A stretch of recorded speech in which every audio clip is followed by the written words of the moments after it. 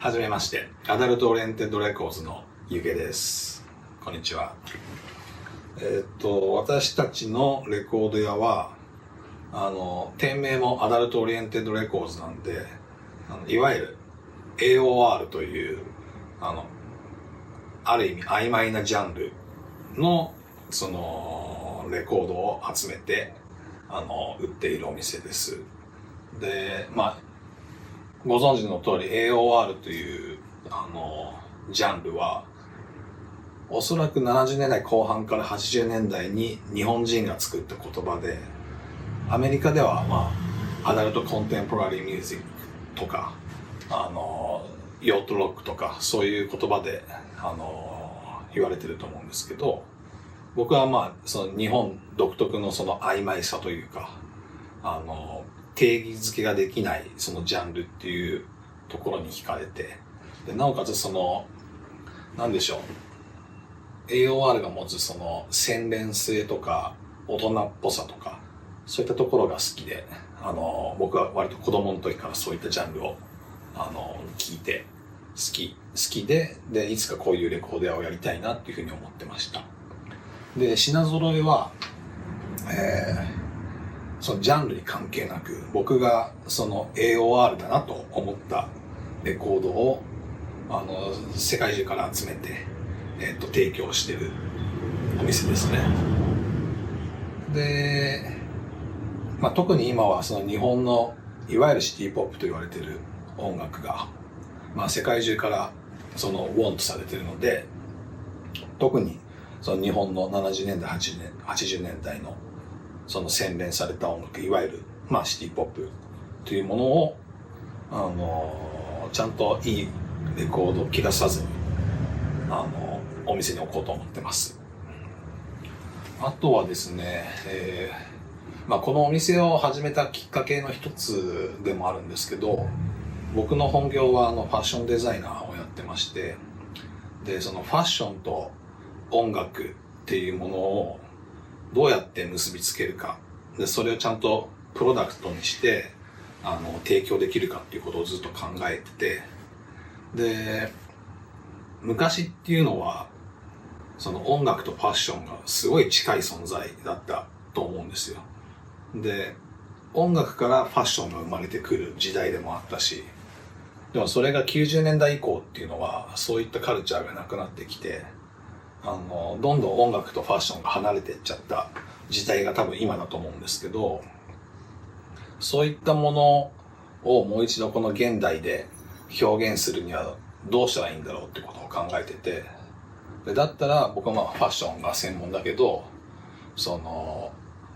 レコードや音楽のストアを作ってそこから派生したファッションブランドできないかなっていうのを考えて、それも一つのきっかけではありました。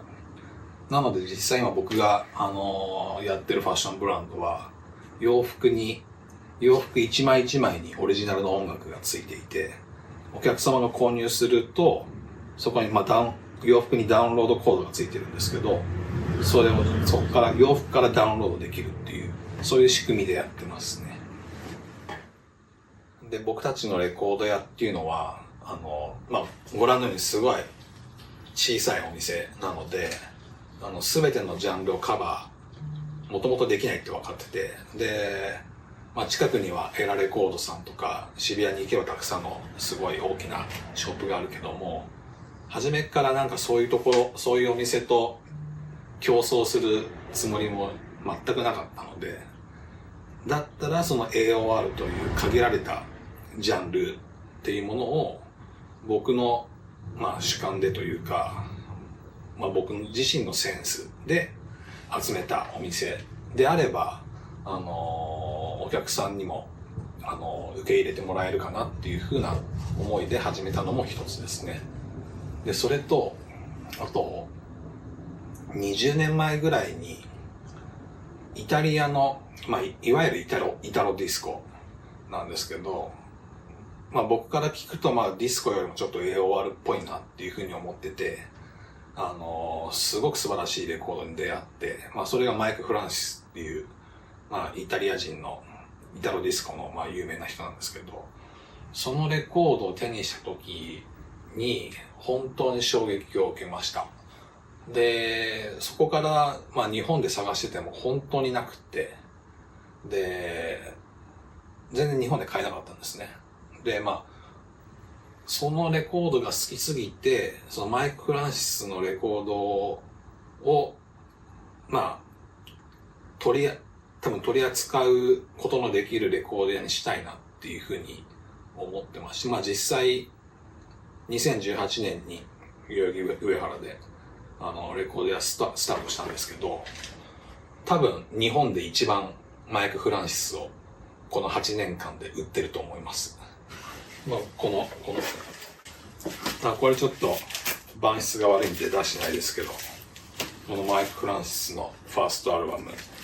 セカンドアルバム。僕はこのセカンドアルバムを20年前に初めて聴いたんですけど、素晴らしくいいというか、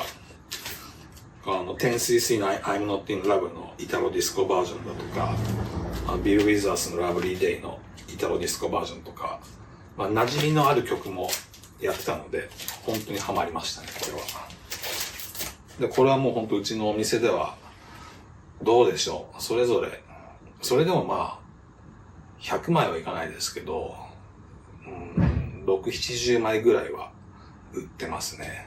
で、未だにあんま日本では見かけないアーティストの一人ではあります。こういうふうに、アーティストに特化したり、ジャンルに特化することによって、そのお店の特徴を出せたらいいなっていうふうにも思ってました。はい。このように、ここはいわゆるその日本以外の音楽が並んでるんですけど、ジャズフュージョン、モダンジャズとかビーバップとかその辺は少ないです。どちらかというとその AOR に近いフュージョンのジャズが多くありますね。こういうフレディ・ハマードでも80年代に出たミストラルとか、これすごいいいアルバムとか、あとここはいわゆる AOR だけども、こういうブラジルの AOR だったりとか、ハワイだったりとか、スウェーデンとか、いろいろな国の AOR を集めてます。で、僕の中ではこういうフリーデザインとか、イノセンスとか、いわゆる60年代の、日本ではソフトロックって言われてますけど、そういった音楽も僕の中では一応 AOR ということで置いたりしてますね。こういうね、ボビーの、帯付きだったりとか、スティールダウンとか、この辺があって、で、ディスコとかファンクミュージックも、今はちょっとアメリカのディスコが多いですけど、もともとは、ヨーロッパのディスコ、この J. アランスキとか、これフレンチカナディアンですけど、ララミンズ・アイ・ラビューのフランス語バージョンをちょっとディスコにしたような感じだとか、あと、これもカナダですけど、ミッドナイトっていう人たちだとか、ですね。ヨーロッパのディスコを、なるだけ仕入れようと思ってやってます。で、最近はあと今世界的に日本以外のアジアの、いわゆる70年代後半から80年代の、レアグルーブっぽい、レコードが人気なので、シンガポール在住のレコードマニアでバーテンダーの、僕の友達にこういった、アジアンレアグルーブっていうレコードを仕入れてもらって、委託で置かしてもらったりしてます。で、ここの棚は、いわゆる日本のレコードですね。で、割とレアな音楽家、山下達郎が手掛けた、まだシュガーベイブ時代に手掛けた、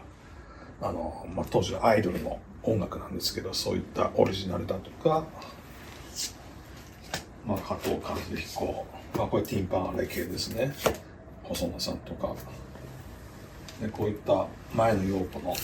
トワイライトっていうものだとか、たくさんここはやっぱでも本当に日本以外の人がすごく買ってきます。日本人ってやっぱし、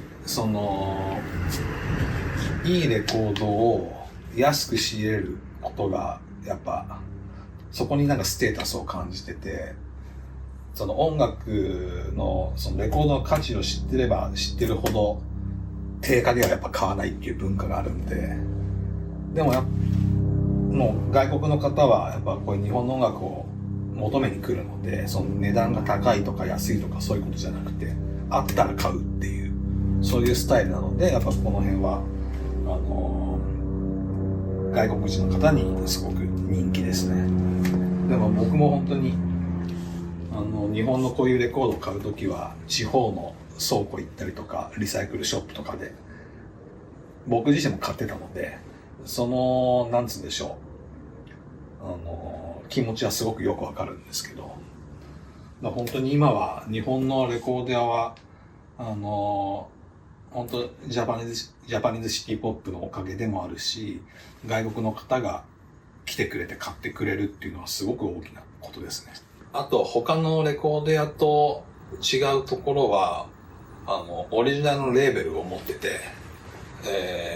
その日本の若くて才能があって、だけどお金がないっていう、そういうバンドの、レコードとかを僕のレーベルからリリースしたり、で、長年一緒に仕事をしてきた、そのひとみといってアーティストがいるんですけど、彼女のうちでしか聴けない音源っていうのをうちのレーベルからリリースしたりとか、そういうちょっとアンダーグラウンドなレーベル活動をしています。先ほどもお話しさせてもらいましたけども、僕らのレコード屋の一つの特徴として、オリジナルのレーベルを持っているというところですね。で、そのレーベルから出てる最新作が、この、ひとみといのレイトナイトスペシャルになります。これはアメリカのトビー・グライダーっていうアーティストに曲を書いてもらい、ひとみちゃんが歌うっていうレコードで、B 面はセクシーダンディっていう中原芽子のカバーが入ってるんですけども、このレコードは、うちのお店でしか買えないっていうレコードになります。で、その他にも、このプアバケーション。これも若手のバンドサウンドだったり、あとは、ライブスーパーっていう、これも一人でやってるユニットなんですが、すごいとても洗練されたサウンドで、僕自身がすごい気に入って、だったらうちのレコードレーベルから出そうよって話で、限定で出したレコードだったり、こういったものを今までで16枚ぐらい出してきてますね。これで確か16枚なんで。で、次の17枚目は今年1枚か2枚ぐらい出せたらいいなと思って今企画はしてます。